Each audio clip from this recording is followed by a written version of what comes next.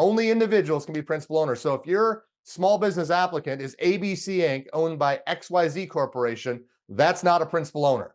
Okay. Now, from a 1071 standpoint, if it's ABC Inc., owned by XYZ Corp., you're done.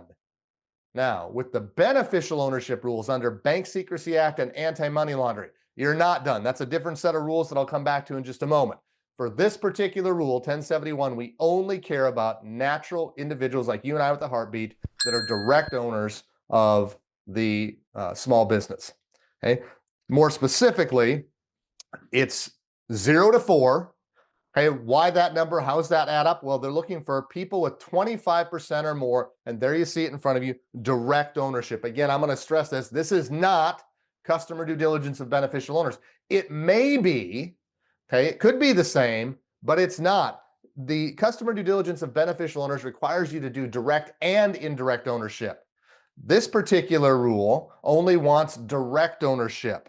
And if you include somebody that either is indirect by way of ownership or is less than 25% ownership, okay, yes, you might be satisfying the BSA requirements. That's fine. But if you go through and actually collect the demographic information on somebody that's indirectly an owner or somebody that's less than 25%, you've now requested information that you can't legally have.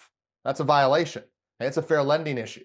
Now, whether you use it or not, okay, that's a different thing to discuss, but you're not to have it in the first place because the regulation only allows you and grants you permission when it's a direct principal owner by definition of 25% or more. So we want to make sure we don't go over on this one. Okay. It's not like the beneficial ownership rule where if you go over, no harm, you just get to know the customer better. Here, you're not allowed to know the customer better as it relates to the demographic information that will be on page 2.